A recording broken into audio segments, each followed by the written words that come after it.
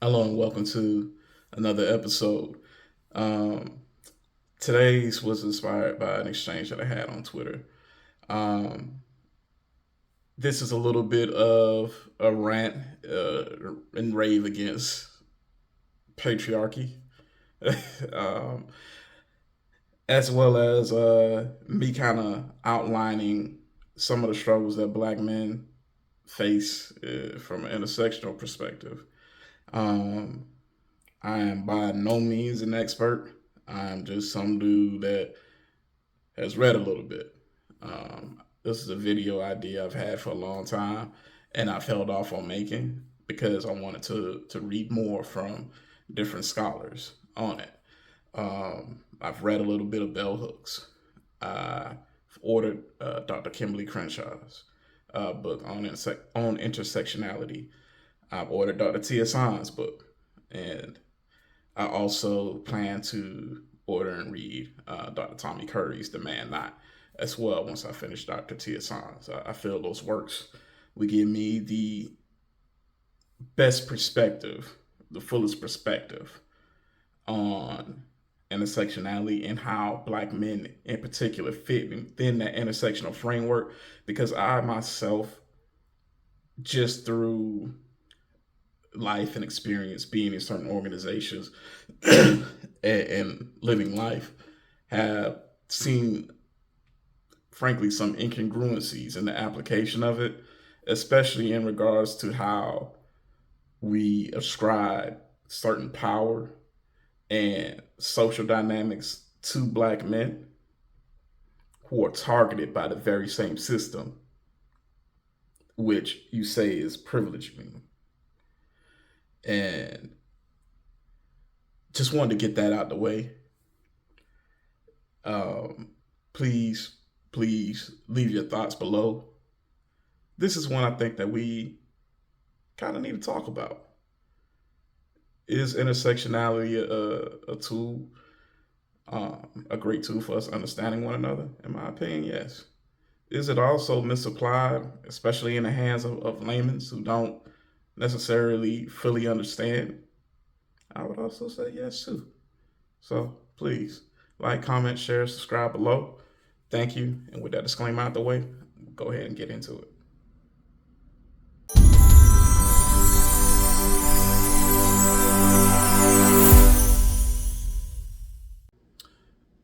Hello and welcome to another episode.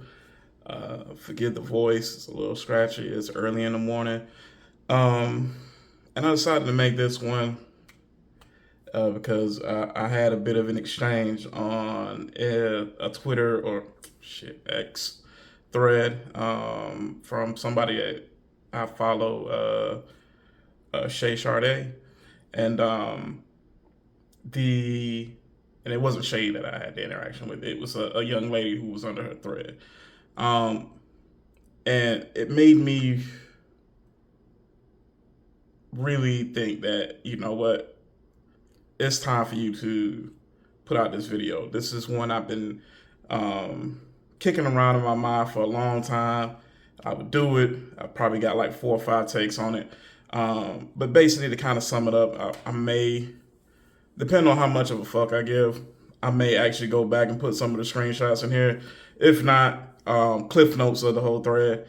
Um, Shay was replying to someone who, in their initial posts, essentially they were saying that, Black women go through things that Black men don't, and by virtue of that, Black women are inherently more oppressed, and basically, like, the energy was very like, hey, y'all don't really got no struggle, y'all just Black. And it was funny because it was using an intersectional lens to break down Black women's experiences, but that same lens is not applied to Black men's. And as I'm reading through this thread, you know, there was one guy, he basically was like, yeah, I think some guys are just uh, kind of bitter or whatnot, yada, yada, yada. And I just simply replied like, hey, food for thought. By virtue of being a man and black, the system of patriarchal white supremacy targets us differently. And while our sisters do go through things that we don't, and that's not minimizing or ignoring what they go through at all, but this is to say, acknowledge that black male experience. Women do not inherently experience all that men go to, and to the degree that black men experience it by virtue of their blackness. And it was very, it kind of, it grind, to use Peter, it grinded my gears, okay? And the guy didn't respond, but the other girl responded. And she basically made like 6 responses going back at what I said. Even at one point in time, talking about like, that doesn't, just because white women benefit from patriarchy. That was how I wrapped up my comment too. Basically, I was like, patriarchy is white supremacy, and the biggest beneficiaries of this patriarchy is not non-white men; it is white women, because non-black men are targeted by this patriarchy in various ways. It is empire politics 101. Excuse me, sorry about that. Alarm went off. But it's empire politics 101. If you've studied any empire that was multi ethnic, you would know that they played a lot of the competing groups and ethnicities against one another. Look at Rome.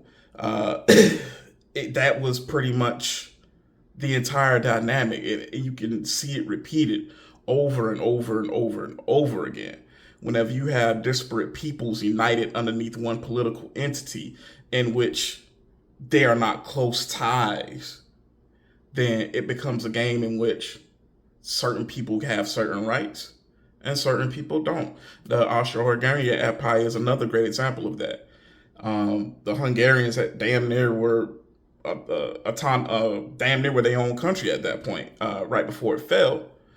While you had all the other kingdoms that comprised it, essentially vying and wanting their own piece of the pie, so to speak. But side that aside, young lady makes several different posts going back at my food for thought posts, and essentially one of them was like, just because black men go through such and such, it's a denial of what black women go through. And she screenshotted the definition of patriarchy.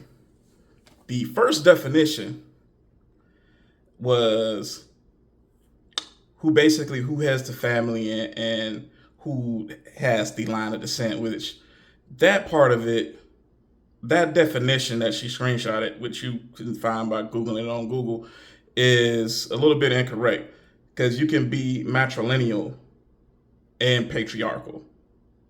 They're not synonymous. Patrilineal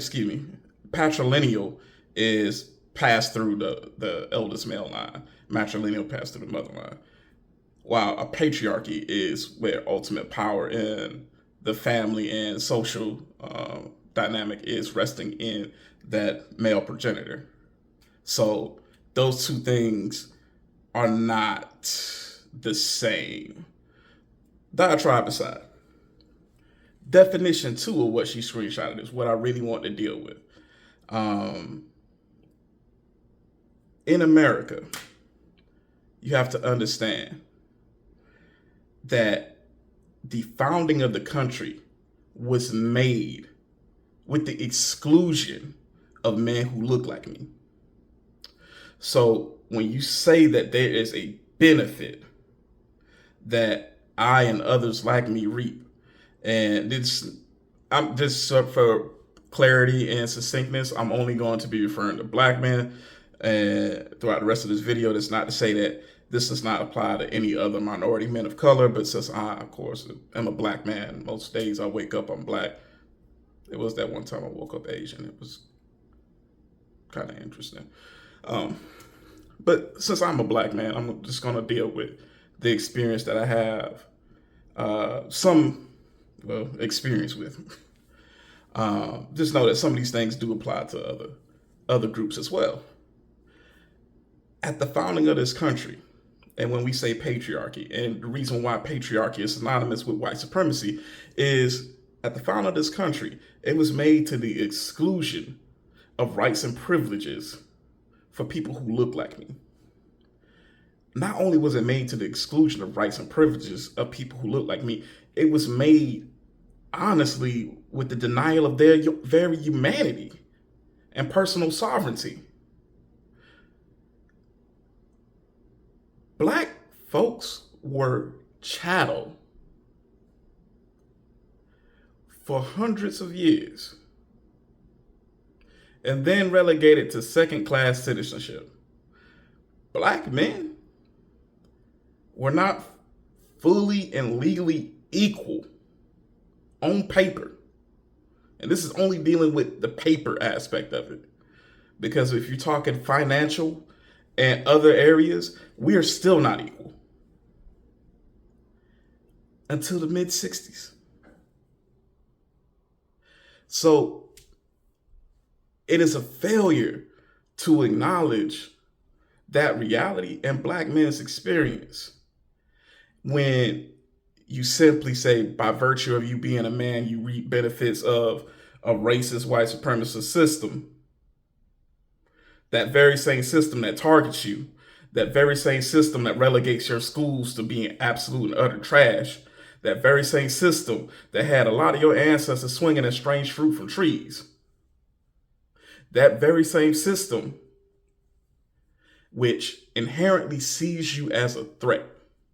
That very same system which seeks to disenfranchise you in various ways, whether it be economically and in some cases even through certain voting legislation itself. There's an argument that can be made there. So I even just share a little bit of my own experience to kind of drive it home. There's been experiences that I've had that I truly believe that if I were white, a white male, I would not have had those experiences. When I was exiting college for undergrad, there was a study that came out that basically said, essentially, if you have a really black sounding name, you get called back less for interviews. And I was struggling to get callbacks for interviews. And I went to some of the white friends I made and I just asked them, I was like, hey, is Andre a black sounding name to you? And to my surprise, they were like, oh yeah, I hear Andre, I think black guy. I'm like, what? It's like, yeah, I think black guy. And I was like, okay, well, I used my middle name for a few applications and changed it on my resume to be my middle name. And I didn't think this through very much. I get a call back for one really quick. So like I would apply from one of my emails as Nathan and I would apply for one of my emails as Andre. It's the same resume. It's literally just the name. It's different. And there was one company, they wanted to talk to Andre, not Andre, they wanted to talk to Nathan. So I was like, okay, cool. You know, I'm gonna get in here and put my best foot forward. And I walked in and the entire office was literally white. And even the look of shock, I'm like, you know, I'll go to the front desk, lady says it kind of a sweet voice, like, hey, you know, where are you going? Like, how can we help you? I'm like, I'm here for an interview. You here for an interview? Like, shocked. I'm like, yeah, I'm Nathan. I said, I'm Nathan, but, you know, you call me Andre. Oh. And, well, you know, nice to have you. Wasn't overtly rude or anything, but she was shocked. And there were a few people that walked by that was like, you could kind of tell that, oh, somebody didn't do their job. That was very much the sense that I got. And it was one of the quickest interviews I've ever had. I went in, I sat down. They asked me all of like 2 or 3 questions, and I was literally done in less than 10 minutes. Did not get a call back. The reason why I said I did not think this out, as you can see, Black's Ace of Spades. So any company that would want to give an interview to Nathan but not Andre, more than likely they probably wouldn't jive with me in person. But not only that, there was a time when I um, was a little bit younger.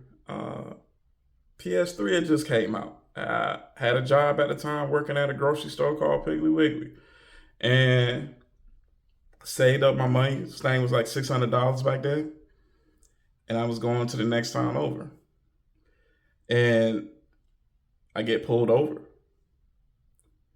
and the cop comes out of his car, gun like half hand on his gun, halfway out the holster, and we have a few exchanges. My pops had always spoken to me about certain things. I always thought he was a relic from a bygone era, and that I would never experience some of the things that he had those talks to prepare me for. One of the things he always said was like, make sure if you ever get pulled over, that you get your stuff and you keep it in your lap. Your license, he's like, keep it in your lap or in your hand. Your license, your registration and insurance. Go ahead, reach into the glove, get that as soon as possible. And I did. And at this particular time, I had literally just gotten a new insurance card a day before, and I opened up the mail, tossed it into the glove. Didn't actually put it in my car wallet where all my other stuff was. So I grabbed the old insurance card, registration, everything else was good. So guy comes to the window, he has his hand on his gun. It's halfway out the holster, and he's talking. He's like, "What's going on? Like, what's happening? Like why are you speeding? Blah blah blah." I'm like, I didn't know I was speeding, but if I'm speeding, I'm speeding. It is what it is. And he asked for my stuff, and I was like, I got it right here in my lap, sir. So go hand him the papers, and he looks through them. He's like, you don't have insurance. I was like, what are you talking about? He said, this is expired. You don't have insurance. I said, yes, sir, I do. Uh, I was like, nah, that can't be. I was like, the insurance is current. And he shows me the card. He's like, yeah, see, it's expired a couple days ago. And I said, oh, okay. My bad. I got the new card and I just chucked it in there. I was like, all the information is the same. He's like, no, you're going to get a ticket for no insurance as well as speeding. I was like, whoa. I was like, I had a card, the new card in the glove. Do you want me to just grab it for you? I mean, all the policy information is the same. I can tell you that for a fact. But if you want the current one, I can get you the current one. And dude says, yeah, get it. And just as soon as I do this to lean and reach, he unholsters his gun. What are you reaching for? I stop and I freeze. And I said, the insurance. What's in the glove? I like papers and the owner's manual. Well, are you reaching for a weapon? I was like, there's no weapons in this car. I said, the only thing I have in this car is a box cutter knife that I use for my job. I was like, and it is on the seat. If you want me to hand it to you, I will hand it to you for the duration of this stop. So I go to reach again, and he, same thing. So at that point, I then come back and I say, hey, look, I'm very uncomfortable at this point.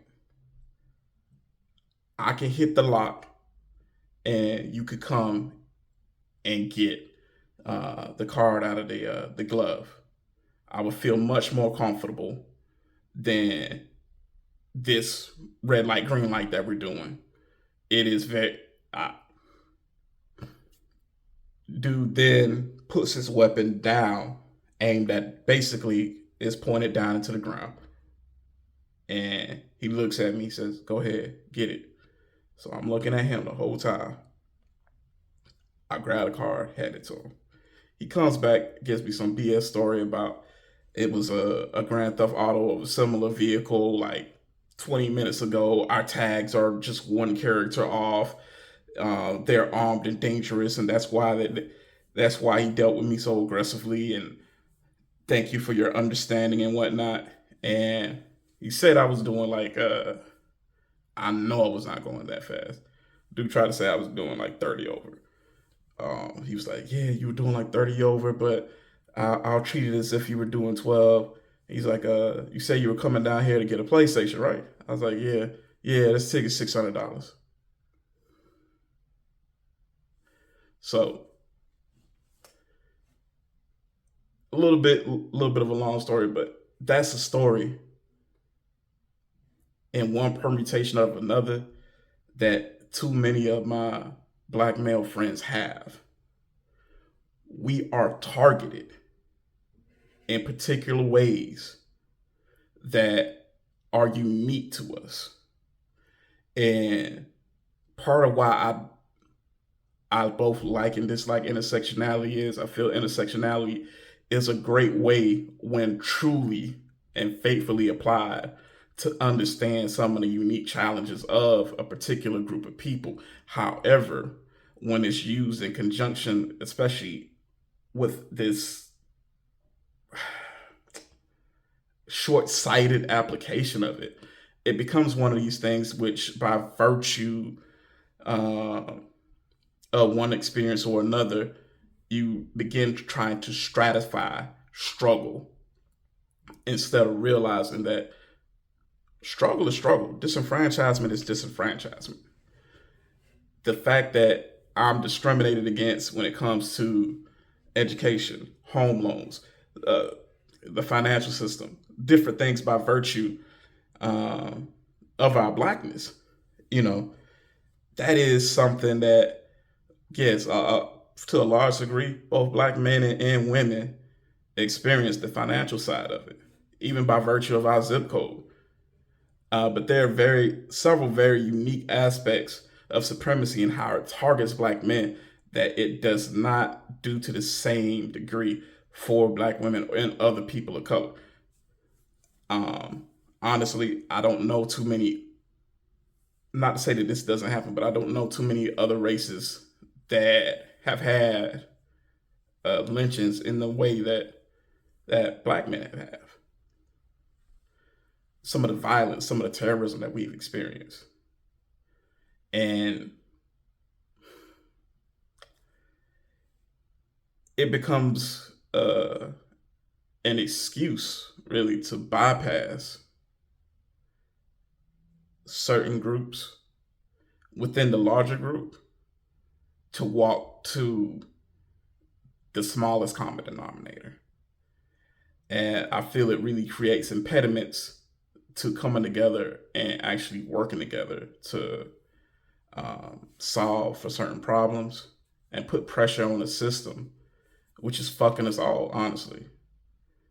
When you have people who are trying to play the oppression Olympics, and I don't mean that derisively, I just mean that you're trying to, I'm more oppressed than you, so therefore my opinions are more valid than you on certain issues and blah blah blah, and you should defer to me because I'm the most marginalized in the room. It's like, nah, you would deny my experience, and I know that my sisters go through a lot, and I know that there's things that they go through that is wholly unique to them, and that goes back to the nature of white supremacy. A lot of us have this conception of white supremacy like it's a hammer, so to speak. White supremacy is not this one size fit all beat you in the face instrument. White supremacy is honestly more like a scalpel. It's going to nick and cut at the most vulnerable areas to make it hard for you to move and function. And it's like a scalpel that slices certain tendons. If you know anything about the body, you know if you slice a tendon, that muscle is severed. And if that muscle is severed, you're going to lose function in it. And the genius of white supremacy in this regard is a lot of times white supremacy is present without the white supremacists being present in the room. I'll leave that with you as food for thought. Thank you. Hope you have a great one. And nope, apparently I am not done. So a few other things hit me right as I was I was hitting in on this. So one another area that often gets brought up is in sexual dynamics in regards to harassment, exploitation, and abuse. And what I'm about to say, please do not take it as a minimization of anything. It is not. It is simply to say there are a lot of young black boys who are abused as well. Honestly, up until recently, a lot of law enforcement departments defined serious topics such as the rape as something that only a male could do. So it ignores how, in a lot of instances, men are coerced into doing certain things. That boss who you have on the job, who keeps making advances at you, who breaks down and gives you the quid pro quo. Hey, sleep with me, or that's your ass, Mr. Postman. Um, for a long time, that wasn't considered an unconsensual encounter, and likewise, that is one that is often ignored in the power dynamic. Um, Even in terms of you know, um, rape itself, sexual assault itself, it is actually surprisingly more likely if you're a man that you're going to experience sexual assault than a woman. Um, Prison does play a lot into that.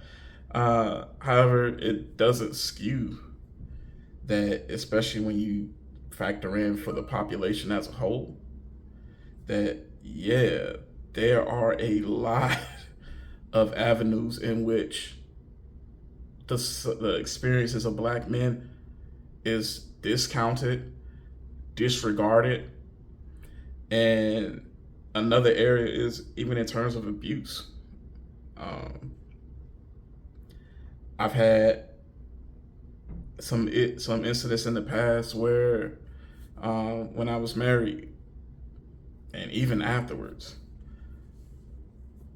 we as a society tend to have a bit of a notion that a man can't be abused, um, whether that be mentally or even in cases of physical abuse.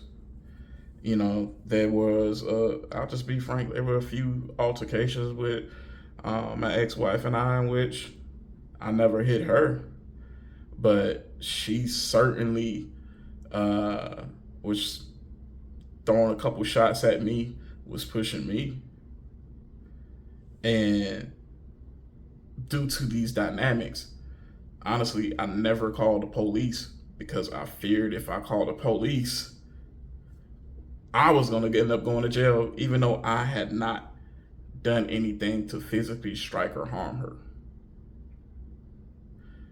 That's a dynamic that, once again, is unique to the black male experience. I don't know of too many women that fear calling those authorities because of the potential harm that could come back on them, even though they're the ones that placed the call. Um, and that's not to ignore their experience, because I know sometimes with women, they don't call because of what they fear may happen to that partner. But it is to say that all this is basically to say that you can go from area to area to area. There has been a foregrounding of a particular experience at the expense and denial of another. And this is not to say that any experience is greater than the other. Honestly, I don't think it is. I think it's unproductive at best, to begin to try to quantify and play the oppression Olympics. At the end of the day, we're all black folks. And if you look like me, and it's particularly if you come from some of the places that I come from, like where I grew up in the South, then you know, like a lot of these conversations, and this isn't aimed at that young lady either. A lot of these conversations can become ones in which it's just unproductive demagoguing. And I don't mean to rant and rave on this topic, but it's one that I feel very much, um, frankly, it dismisses a lot of what black men have went through historically, a lot of what black men continue to go through in context of the country nowadays. Even the fact that if you want to get down into it and go into a more relational space, um, if you want, there's an argument that could be made, and even Bell Hooks herself in The Will to Change kind of uh, toys with it a little bit, and basically, well, she doesn't toy with it. She flat out says it in one chapter. Yeah, women also play a role in some of those patriarchal enforcements, because a lot of times women enforce those white patriarchal standards upon their men, whilst denying what they go through and why they don't necessarily have the same social status and class and standing as their white counterparts. And in this regard, when I'm speaking of class and race a lot of times are synonymous with one another. So while you may have a lot of money, it doesn't necessarily mean that if you're black, that you have the benefit of a system that is completely and totally working for you. It doesn't mean that you're insulated in the way that wealth has the ability to insulate some of your white peers and counterparts. It doesn't mean that you have the ability to ascend into whiteness, as some minorities do, who are very close, and even though they may not have been historically considered white, they're able to easily integrate into that white class.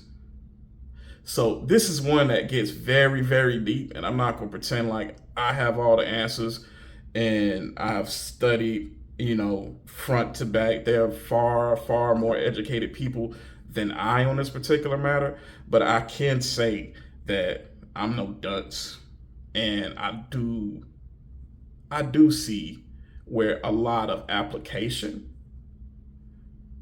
has room for improvement.